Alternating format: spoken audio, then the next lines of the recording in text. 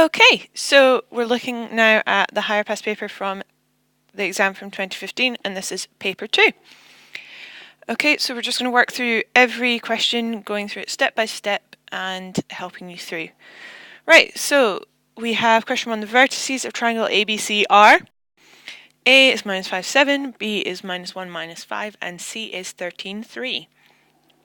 The broken line represents the altitude from C, and we've been asked to show the equation of the altitude from C is x minus 3y equals 4. Okay, so our first thing we need to do, our altitude is always going to be perpendicular to the line that it meets. So we know that if we find the gradient of that line that it's meeting with, we can figure out its gradient. So then from there, so if we find the gradient of AB, so gradient is y2 minus y1 over x2 minus x1. So we've got the points, so it's A and B, so we have minus 5, 7, and we've got minus 1, minus 5. So I'll call these ones x2, y2, and these ones x1 and y1. So that gives us minus 5 take away 7 over minus 1 take away minus 5, so plus 5. So on the top we are going to get minus 5 take away 7 is minus 12, and then on the bottom we've got minus 1 add 5, which is 4. So 12 divided by 4 is 3, and because it is negative, one of them is negative, our answer is negative, so therefore the m of the altitude is going to be a third, and this is because of the relationship where the gradient times the gradient of something perpendicular to it is equal to minus 1. So then from there we can go y minus b equals mx minus a, and we need a point on that altitude, and the point we have on that altitude is the point C, so we have the point 13, 3. So we have y minus 3 is equal to 1/3 x take away 13. So then we multiply through by 3 to get rid of our fraction. So we have 3y take away 9 is equal to x take away 13. So we're kind of getting to the point where we're close to what we need. So we add 13 to both sides, getting 4 on this side. And we take away the 3y, so we get x minus 3y is equal to 4, which is what we were asked to prove. Right, so then we've been asked to find the equation of the median from B. So at this point, if you're asked this, I would draw a kind of diagram to help you out. So we know median goes along like this, and it's to the middle. So each of these bits of the line are equal size, so then we need to find the midpoint of AC, because to find the equation of that median we need the gradient, and to find the gradient we need 2 points, so we need that point on the end of the line, which we can give a letter, so we'll call it D. So midpoint of ACD is equal to, so find the midpoint, we add together the 2 points and divide them by 2, so we find the average, so 5 plus 13 over 2, and then we've got 7 plus 3 over 2. So minus 5 add 13 is 8, divided by 2 is 4, and then 7 add 3 is 10, divided by 2 is 5. So then m of BD is equal to y2 minus y1 over x2 minus x1. So that is equal to 5 take away, so it's point B, so it's take away negative 5, so plus 5 over 4, take away 1, so plus 1. So we've got 10 divided by 5, which is 2. So therefore we can say y minus b is equal to m of x minus a. So we have y take away 5 is equal to 2x take away 4. So that gives us y minus 5 is equal to 2x take away 8, or y is equal to 2x take away 3. Right, so for our last part, we've asked to find the coordinate of the point of intersection of the altitude from C and the median from B.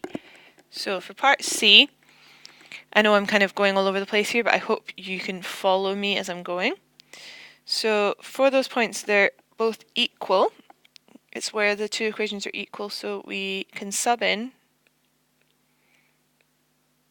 y equals 2x minus 3 and solve this to get our x. So we get 4 equals x minus 3 times 2x minus 3. So 4 is equal to x minus 6x plus 9. So 4 is equal to minus 5x plus 9. So minus 5x is equal to minus 5. So x is equal to 1. And then we can substitute this into our equation. So we have y equals 2 times 1 take away 3. So y is minus 1. Right, so that is question 1, and I hope you've been able to follow that. So now on to question 2. Right, so for part A in this question, so we've got functions f and g are defined on a suitable domain by f of x equals 10 plus x and g of x equals x plus 1 in a bracket 3 minus x in a bracket plus 2. So we need to find an expression for f of g of x. So this is f of all of that, so 1 plus x, close my bracket, 3 minus x, close that bracket, plus 2, then close that bracket all at the end. So we have f, so in terms of x in that equation we put that, so we've got 10 plus 1 plus x, 3 minus x plus 2. So if we kind of sort all of that out and multiply it out and kind of tidy stuff up, so we've got 12 plus, multiply those out, 3 plus 3x minus x squared. So it's minus x squared plus 2x plus 15. Okay, so for part B, we've been told to express the function in the form p x plus q all in brackets squared plus I. Right, so for this, there are different methods to do it, and I'm going to use the way that I would use. And if it's a different method that you've been taught, don't worry, there's nothing wrong with the method that you've been taught at all. This is just the one that I was taught and the one that I teach. So we've got minus x squared plus 2x plus 15. So what I'm going to do is take out a factor of minus 1. So we have minus 1 and then we've got x squared minus 2x, and we're only taking out of that first two terms, and then plus 15. So then that x squared plus 2x, to get that in a square bracket we need x minus 1 squared. But if we multiply that out, we'd have x squared minus 2x plus 1. So we need to take that 1 away, and then we need to add the 15 again.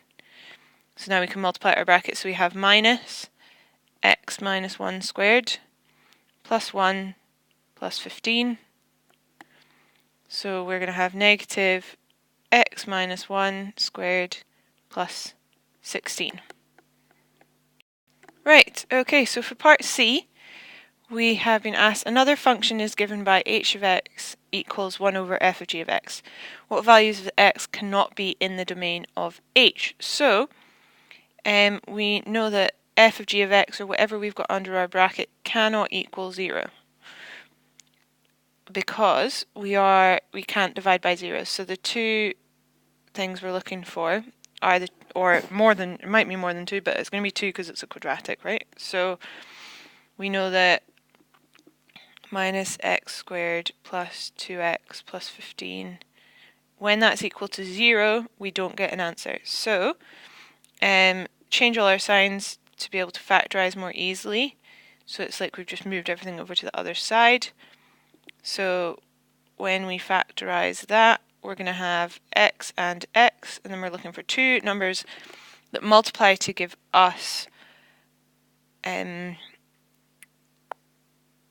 15, but add to give us minus 2, so multiply to give us minus 15 and add to give us minus 2. So 15 is going to be, could be 15 and 1, but there's no way that could make us 2 with adding or subtracting them. So 5 and 3, so those are our right ones. So it's going to be, we're going to be taking away 5 and adding 3 to get our minus 2. So therefore, x cannot equal 3 and x cannot equal 5, and it's minus 3. Okay? Okay, so that's question 2. So now on to question 3. Right, so for question 3, we have a version of the following problem first appeared in print in the 16th century. A frog and a toad fall to the bottom of a well that's 50 feet deep. Each day the frog climbs 32 feet and then rests overnight. During the night, it slides down 2/3 of its height above the floor of the well. A toad climbs 13 feet each day before resting. Overnight, it slides down 1/4 of its height above the floor of the well. Their progress can be modelled by the recurrence relations fn plus 1 equals 1/3 fn plus 32, and its initial height f1 is 32, and we've got tn plus 1 equals 3/4 tn plus 13, where t1 is 13.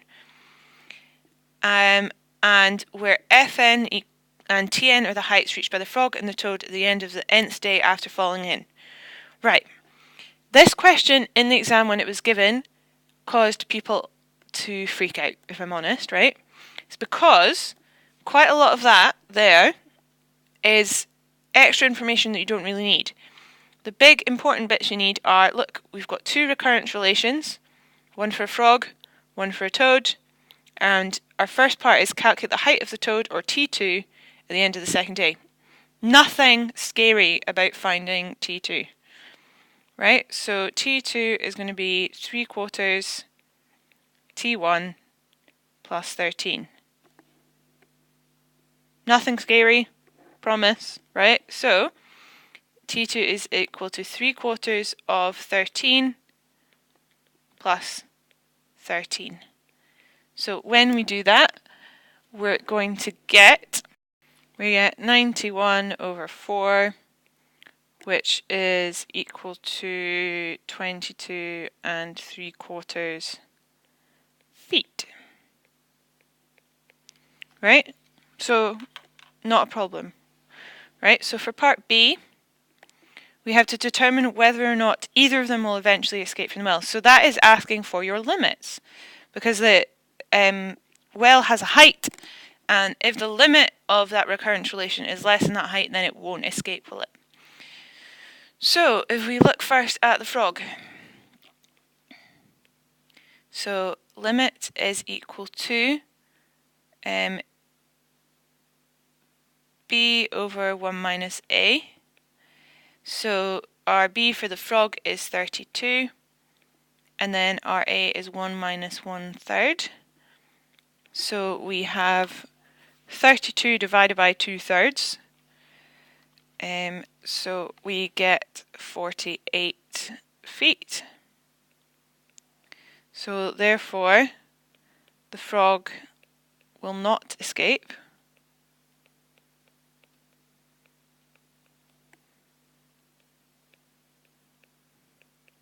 As the well is 50 meters tall, or 50 feet deep.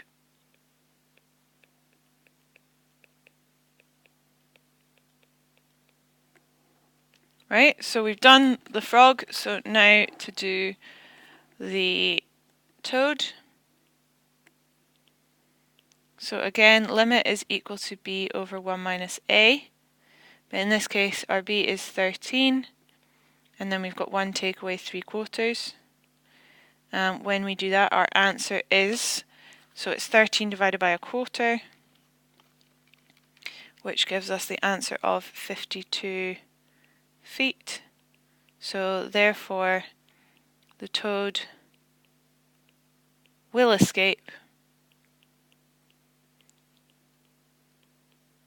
as the well is only 50 feet deep.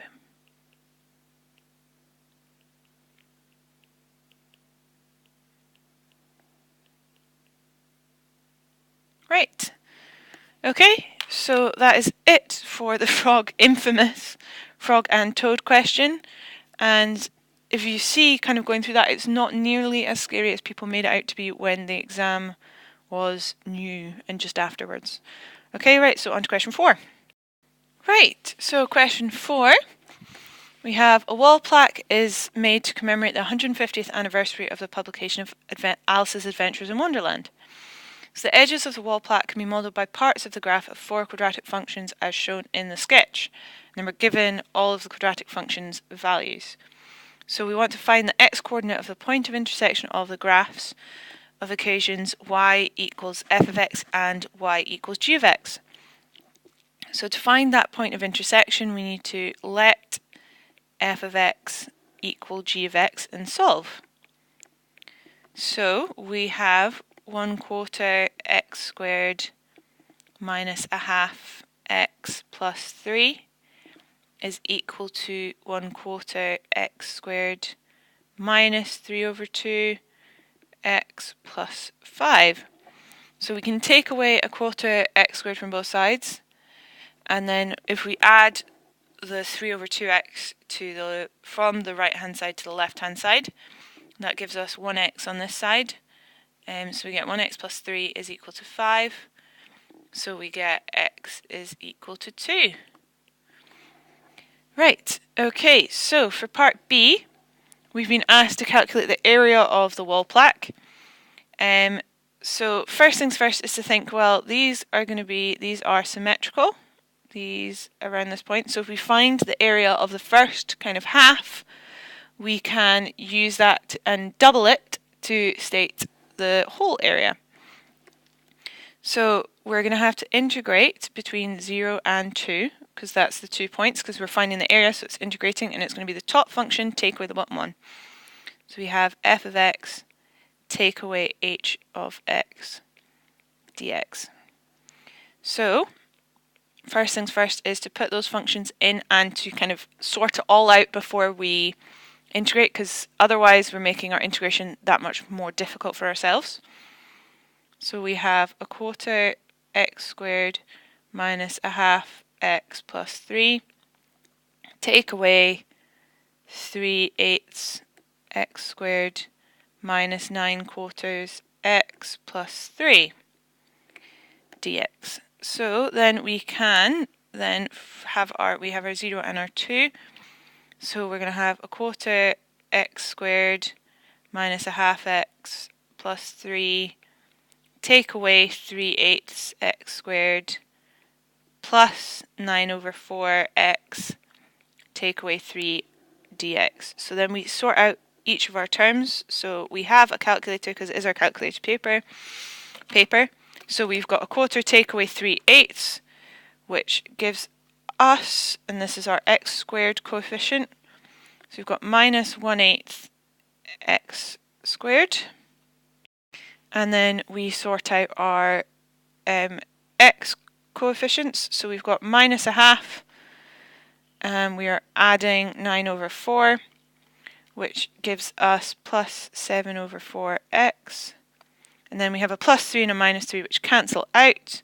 So that is what we're integrating there. So now we have our thing so we can integrate. So when we integrate negative 1/8 x squared, what happens is it becomes x cubed.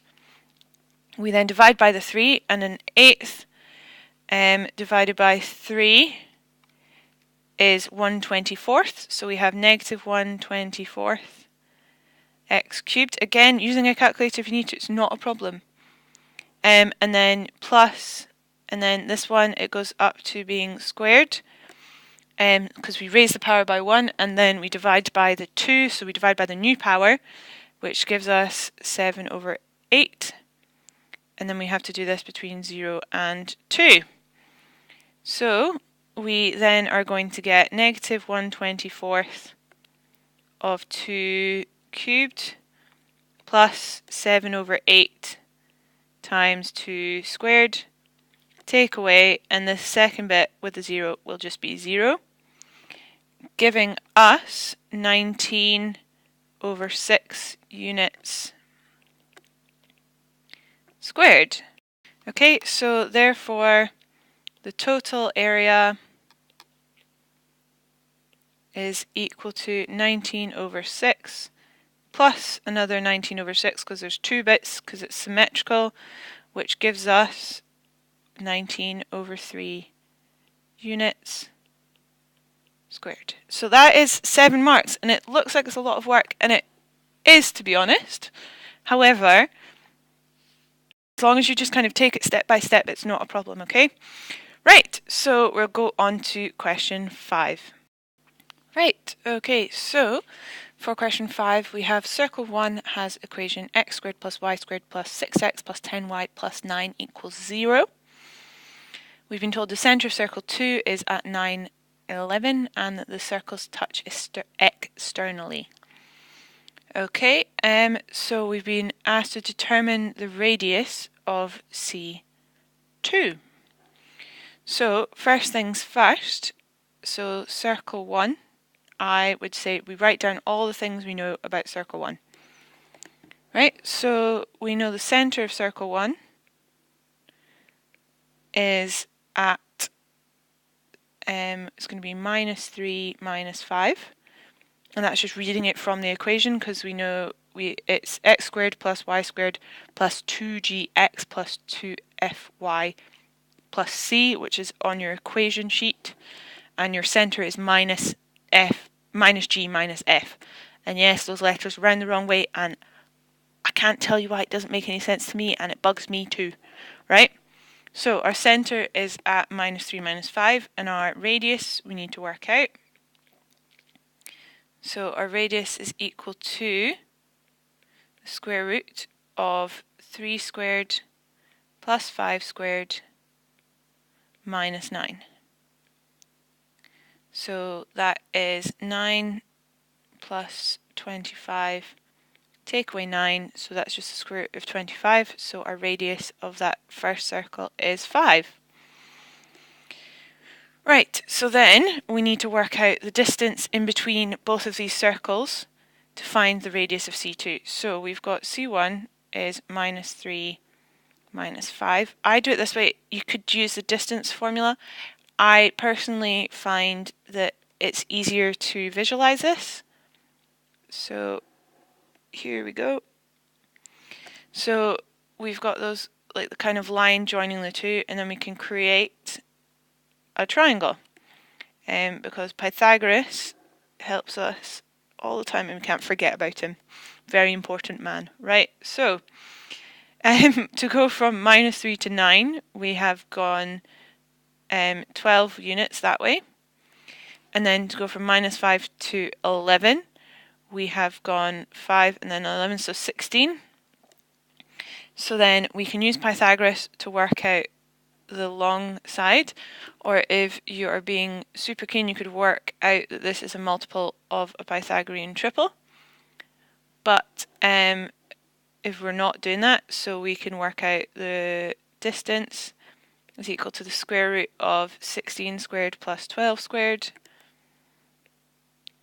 and that gives us 20. So we know the whole thing is 20, and we know the radius of the first bit is 5.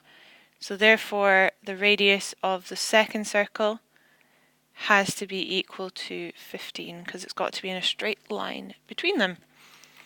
Right, so for part B, we have told that a third circle is drawn such that both C1 and C2 touch C3 internally, and that the centres of these circles are collinear. And we've been asked to find the equation of C3. So again, in this case, this is me personally going, right, I'm going to visualize this. What does this mean? I'm going to draw all over my diagram and make it so that you can kind of see what's going on. If you can see it in your head, great. However, I can't, so I'm going to draw it. So we know that it touches C3 internally and that the centres are collinear. So that means we're going to have a giant circle C3 that goes round here like this, kind of. It's not really very circular, but it's a good enough approximation for kind of visualizing and working out what we're doing. And our center is in a line, so we know that this center is on this line here. So it's some distance kind of in between them. Right. So we then know that the radius of this big circle is going to be equal to the half of the diameter of C1 plus C2, or just the radius of C1 plus C2. So the radius of it is going to be 20. So that's a little bit of a start, and then we need to start working at the centre of our circle C3. So again, like, I'm going to draw this kind of visually because it's how I work. So on here we know, so I'm going to draw on their kind of diagram. So we know that we've got 15 there from the centre of that circle. We have 15 there. That's 5, and this is 5 as well. So we need to work out how far from the centre, between the two centres, that this the centre of the new circle is going to be. So we know the radius is 20, so then we are going to have to go 5, 10, so another 10 along from the, so 15 and then like another 5 along, so it's kind of 20 there.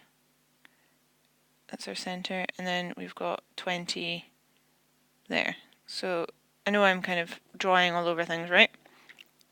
So we're going to have, it's 5 units away from the centre of C2, this point, and then so from to the centre of C1 is going to be 15.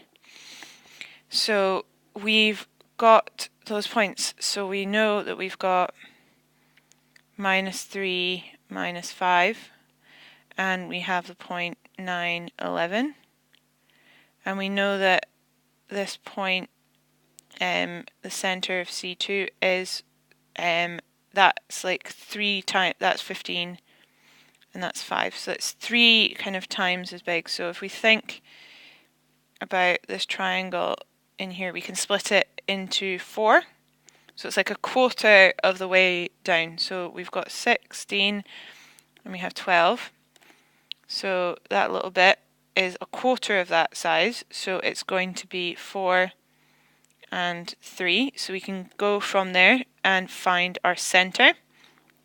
So our centre is going to be 9 take away 3, so 6, and then 11 take away 4, which is 7. And then from there we can therefore say the equation is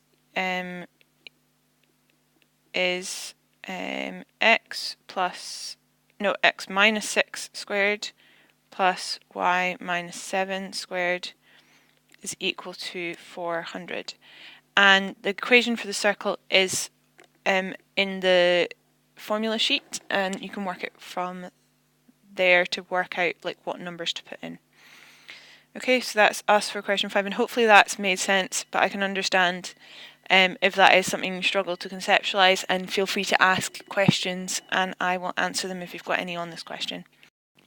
Right, okay, so we're on question 6, and so we have vectors p, q and r are represented in the diagram as shown below.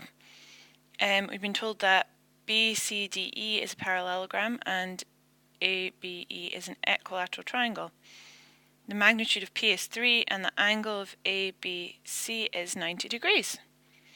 So we've been asked first to evaluate P dot brackets Q plus R. So we start, and so we've got P dot Q plus R. So this is our scalar product, and we can multiply it out, so we get P dot Q plus P dot R.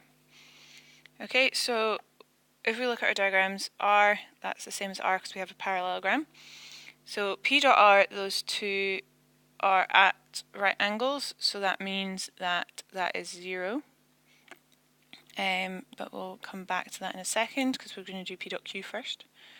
So P and Q is going to be the magnitude of P times the magnitude of Q times the cos of the angle in between, and then plus 0 because P dot R is 0, as they're at right angles, because any two perpendicular vectors will have a scalar product of 0. Right, so from there, magnitude of P is 3. Because we have an equilateral triangle, all the sides are the same length, so that means that is 3 as well.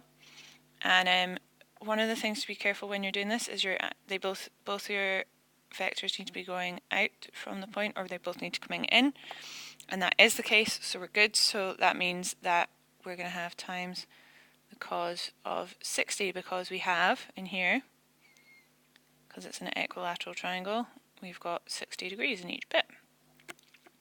So 3 times 3 times 60, cos 60, so that's 9 times the cos of 60. Okay, I know this is calculated paper, but we know 60 because it's in our triangle, so we've got 1, we have 2, and we have root 3. So cos is adjacent over hypotenuse, so it's a half, so 9 times a half, which is 9 over 2. Right, okay, so for part B, we have to express e to c in terms of P, Q, and R. So we have e to c is equal to, so I'm going to start at E, which is here. So we are from E going to go, we could go up, but if we're going that way we don't really know what's going on, so we're going back this way. So that's minus Q. And then we're going to go along this way, which is plus P. And then we're going to go up this way to C, so that is plus R. Okay, so now part C. Okay, so for part C, we've been told that the dot product of A to E and the dot product of E to C is equal to 9 root 3 minus 9 over 2. So A to E is Q, so we have Q dot product with minus Q plus P plus R equals 9 root 3 minus 9 over 2. Right, so we multiply it out, so we've got negative Q dot Q plus Q dot P plus Q dot R equals 9 root 3 minus 9 over 2. So Q dot Q is going to be minus 9. And then Q dot P we have, which is 9 over 2. So plus 9 over 2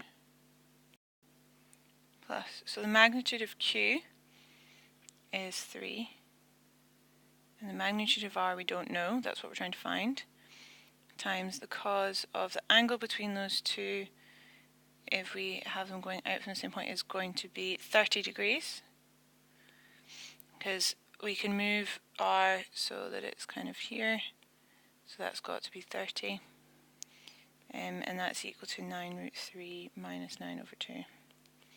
So we add 9 over 2, add 9 and take away 9 over 2. So we're going to get 3 magnitude of R cos 30 is equal to, right, so we still have our 9 root 3. And then we're going to have, and then that's what we're going to have, because the 9 plus 9 over 2 would give us negative 9 over 2, because it's 4.5. So we'd have negative 4.5 on both sides, which would then cancel out. So the magnitude of r is going to be equal to, divide that by 3, so we get 3 root 3 over cos 30. Okay, so from there, and because this is the calculator paper, we can put that into our calculator, giving us an answer of 6. Right, so for question 7, we've been asked to, part A, to integrate 3 cos 2x plus 1 dx. So, when we're integrating, we have sine, well, when we're differentiating, sine goes to cos, goes to negative sine, goes to negative cos. So when we're integrating, we're going back up the list. So that cos is going to turn into a sine. So we have sine 2x, and then we divide by the 2, plus x plus c. Because 1 integrates to being x, and then we can't forget our constant of integration. Okay, so then for part B, we have to show that 3 cos 2x plus 1 equals 4 cos squared x minus 2 sine squared x. Right, so we're going to start with our left-hand side. So 3 cos 2x plus 1 is going to be equal to 3, and then cos 2x is equal to, from our formula sheet, we have 3 choices. One has both sine squared and cos squared, one has one of each, so we're going to pick the one that has both.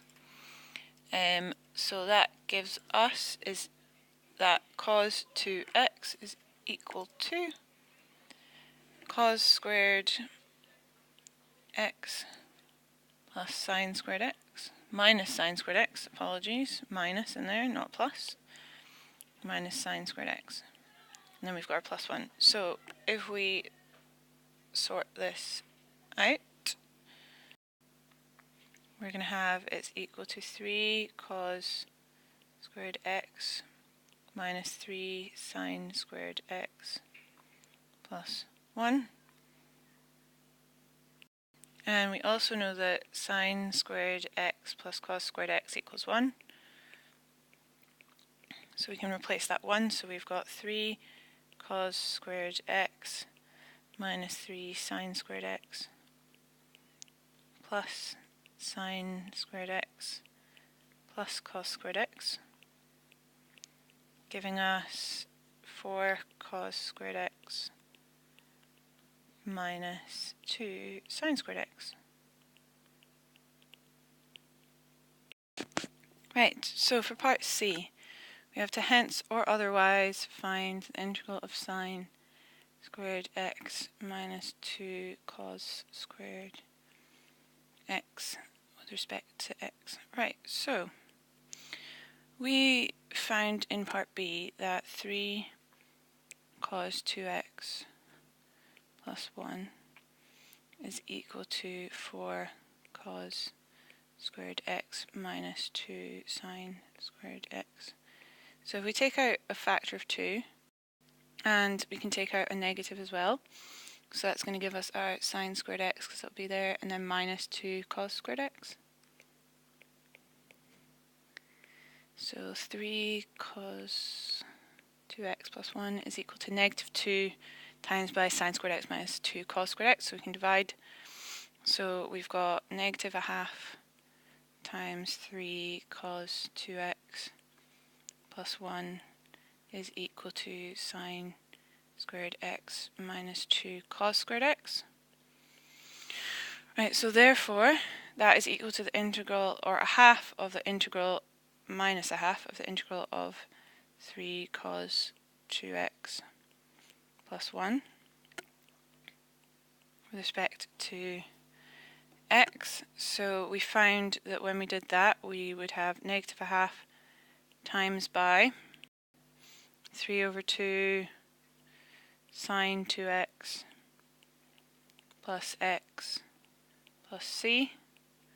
So when we multiply that out, we're going to get negative 3 over 4 sine 2x minus x over 2, or a half x, plus c.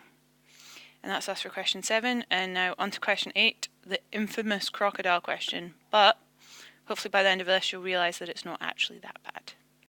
Right, so we have our crocodile question.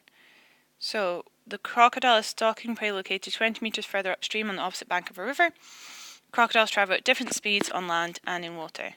The time taken for the crocodile to reach its prey can be minimised if it swims to a particular point, P, which is x metres upstream on the other side of the river, as shown in the diagram. The time taken, T, is measured in tenths of a second, and it's given by the formula written there. So we have to calculate the time taken if the crocodile doesn't travel on land.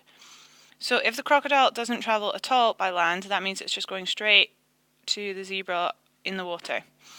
So that means that x, the distance from where it is to the zebra on land, is 20, because that's the point where it goes onto the land. So it's going onto the land exactly at the end, so x equals 20. So we're going to find t of 20, which is equal to 5 root 36 plus 20 squared plus 4 times 20 minus 20. So we're going to have 5 times the square root of 20 squared is 400, so 436 plus 20 take away 20 is 0. So when we do 5 times the square root of 436, we get 104.4 tenths of a second. Or we can change that into 10.44 seconds. Okay? So then for part 2 of part A, we've been asked to calculate the time taken if it swims the shortest distance possible. So the shortest distance possible for it swimming is when x is equal to 0. So t of 0 is equal to 5 times 36 plus 0 squared plus 4 times 20 take away 0. So we're going to have 5 times the square root of 36, which is 6, plus 80. So 5 times 6 is 30, add the 80, so we get 110 tenths of a second, which is 11 seconds. Right, so that's part A done. So on to part B, which is our optimization. So given that these two extremes, between them, there is one value of x which minimizes the time taken. So we need to find that value of x and calculate the minimum possible time. So first things first, when we get asked to find a minimum, that means we need to differentiate. So we have t of x is equal to 5 times the square root of 36 plus x squared plus, and then we're going to multiply this out, well, in a second, 4 times 20 minus x. So to be able to differentiate, we need to get it into differentiable form. So it's 5 times 36 plus x squared to the power of a half plus 80 plus minus 4x when we've multiplied that out. So now we can differentiate this. So when we're differentiating, we multiply by the power, so we get 5 over 2. We then also multiply by the differential of the bracket, so multiply by 2x. And then our bracket stays the same, 36 plus x squared. And then the power gets reduced by 1, so we get negative a half. The 80 will vanish, and it'll become minus 4 on the end. So when we tidy this up a bit, we're going to get 5x bracket 36 plus x squared to the minus a half minus 4, and we need it at a stationary point. T dash of x equals 0, so we set this equal to 0, and we're going to have to solve this. So from here, what we're going to do is move the 4 across to the other side, equals, and then we're going to have 5x on the top and 36 plus x squared all to the half on the bottom. And then we're going to get rid of our square root or to the power of a half, we're going to square everything. So we know it was 16 is equal to 25x squared over 36 plus x squared. So then I'm going to move kind of over here. So we multiply both sides through by the bottom, so we get 16 times 36 plus x squared equals 25x squared. So multiply this out, 16 times 36 is 576 plus 16x squared is equal to 25x squared. So take away the 6, so we get 9x squared is equal to 576. So then we divide by 9, giving us 64. So 64 equals x squared. Therefore, x equals 8 meters. And when x is equal to 8 meters, t of 8 is equal to 5 times the square root of 36 plus 8 squared plus 4 times 20 minus 8. I'm just going to put that all into my calculator so I don't make any mistakes. So 5 times the square root of 36 plus 8 squared, and then plus 4 times 20 minus 8, close my bracket, equals, and it's 98, which is equal to 9.8 seconds. So that's the minimum possible time. Okay, so last question on to question 9, and hopefully that question, as we went through it, didn't turn out to be too bad. Okay, so first part of this question, we have the blades of a wind turbine are turning at a steady rate. The height h meters of the tip of one of the blades above the ground at time t is given by the formula below, and we've been asked first to express 36 sine 1.5t minus 15 cos 1.5t in the form k sine 1.5t minus a. So we have 36 sine 1.5t minus 15 cos of 1.5t equals k sine 1.5t minus alpha or a. Doesn't matter whether you use the alpha or the a symbol, it's the same thing. So when we multiply this out, we're going to get k sine 1.5t cos alpha minus k cos 1.5t sine alpha.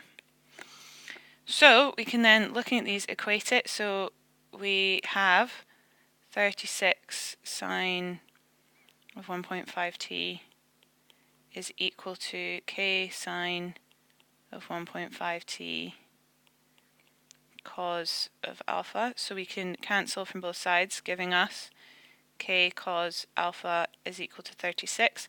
And you need to explicitly state these. You can't just assume and work with them. You need to actually write them down on their own, underlined, separately, or you're not going to get the mark for this because it's in bold, almost like it could be underlined basically, but it says in the marking scheme it has to be stated explicitly. So you need to have this written down somewhere that k cos alpha equals 36. You can't have it just part of your working. It needs to be there on its own. So we do the next bit as well. So we get negative 15 cos 1.5t is equal to negative k cos of 1.5t sine alpha. So we can get rid of our cos 1.5t and we can get rid of our negatives because they're the same. So we have 15 is equal to k sine alpha. Right, so when we're working out, so we're going to work out k, so we square both sides. So we get k, we're squaring them and adding them together. So k squared sine squared alpha plus k squared cos squared alpha is equal to 36 squared plus 15 squared. So we can take out k squared as a common factor, so we get sine squared alpha plus cos squared alpha. So that's equal to 36 squared plus 15 squared, which is 1521. So we have k squared equals 1521 because sine squared x plus cos squared x is 1.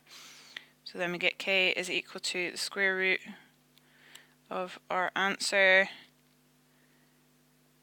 which is 39. Okay, so then from our other one we have that we know tan of alpha is equal to k sine alpha over k cos alpha. Because when we do this, our k's would cancel and then we'd have sine over cos, which is tan.